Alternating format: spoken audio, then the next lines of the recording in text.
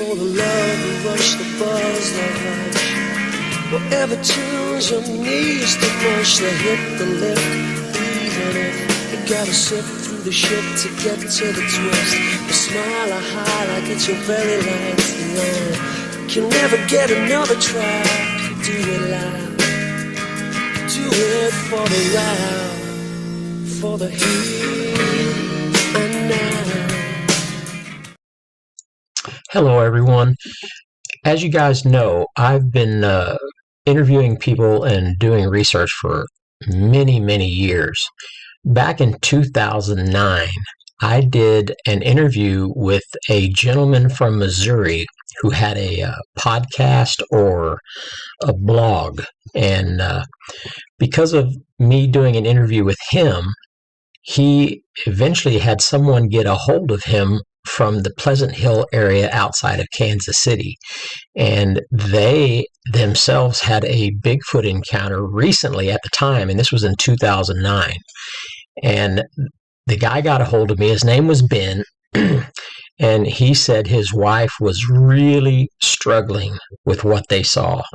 And when he heard my encounter on this podcast, and they thought that I would be someone they could reach out to, and basically he just wanted to have a discussion so that he could help comfort his wife. And they had a young son who was in Cub Scouts or Boy Scouts, I think Cub Scouts, and he said that she was reluctant to even let him go camping with the Cub Scouts or do anything out in the woods. And he said that they would have to go around and lock all the windows at night at their house. And so, like I said, she was really struggling with it, and he was looking for some way that he could talk to somebody to help ease her mind with what was going on out there. This is actually his story, but it's in written form, so I'm using an AI program to read it, but it's his words, and his name is Ben. Okay, here we go. My name is Ben. This happened in the early morning of March 21st. Was warm, about 50 degrees, when we pulled my truck into the crescent-shaped driveway at Pleasant Hill Lake. It was dark, but our eyes had adjusted, and you could tell the difference in the shadows of the darkness. Myself and my wife Marley were just sitting inside the truck. That night at our home close by, I had to do an upgrade for a client on his computer, and I had to start it at 11 p.m. and wasn't going to finish until about 3 a.m. So I said to my wife, "Let's go for a soda and go for a drive." After grabbing a soda, we drove out to the Pleasant Hill Lake. Now, on the backside of the lake, there's this one place I'd been fishing a lot over the past 15 to 16 years.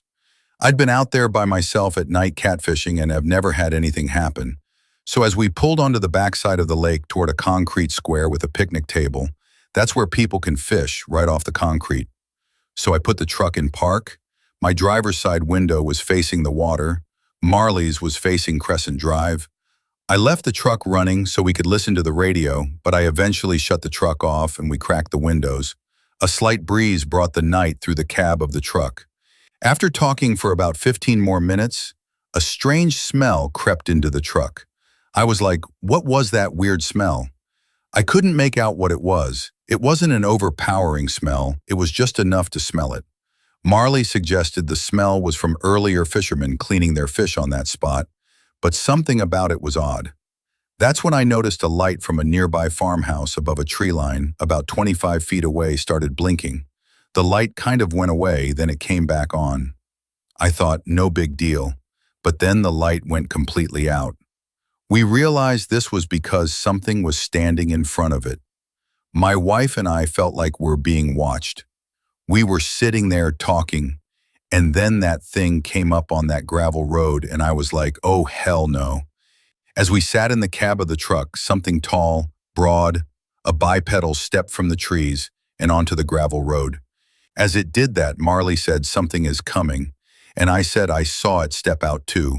The figure was black, but we could make it out from its surroundings. We could see the outline of it. The minute it stepped out on the road and I saw it, it was panic mode for me. I've ever had that feeling in my life. My mind was telling me something wasn't right. I didn't want to panic Marley, but I couldn't pinpoint what it was. I tried not to take my eyes off it.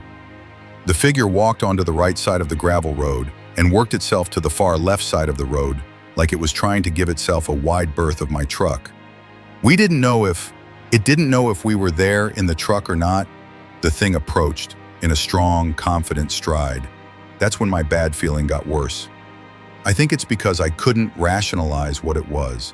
The thing's broad shoulders hunched as it walked, although I only occasionally saw its arms swinging.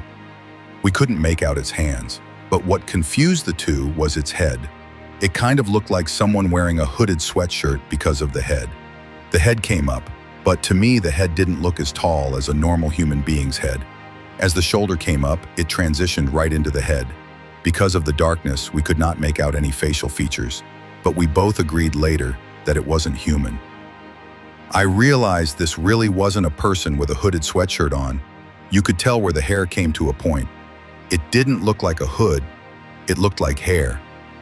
The thing walked within 20 feet away from the truck, and we could not hear it in the gravel. You could have heard a pin drop. There was no crunching of any gravel. The window was cracked, and I was so petrified. It was so bizarre. I've never felt like that, and I don't ever want to feel like that again. As the creature came closer, I did notice it seemed to be leaning forward as it walked. It walked right past us. As it was walking up, it had this really strange stride, kind of hunched over. It had a real strong, powerful stride to it. As it stepped even with the cab of the truck, we were froze in fear. The shoulders were broad, and the whole upper body actually turned.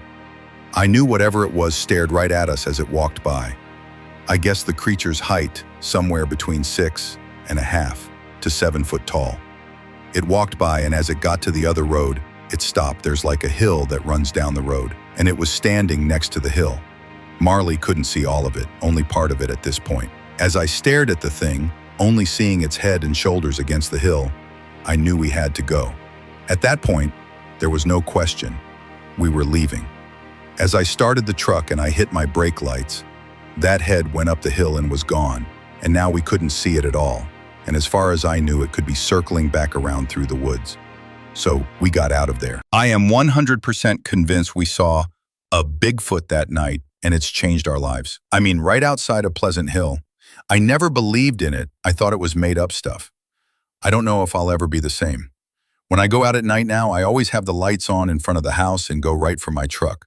I don't want to see it again. Our house is at the edge of Pleasant Hill. A tree line and fields sit across the road from our property. I've never been afraid of the dark. Now, Marley won't even go outside after dark now. She just won't.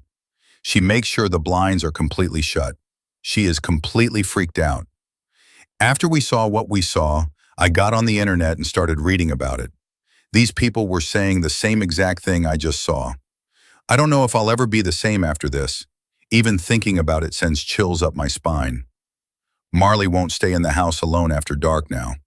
The encounter has her second-guessing what we should allow our children to do. We haven't talked with them about it. She doesn't like them going out after dark now, at all. We can't keep the kids from doing things because they'll wonder what's up. But as far as going across the street, in those fields and the woods, I won't let them go. No way. For the heat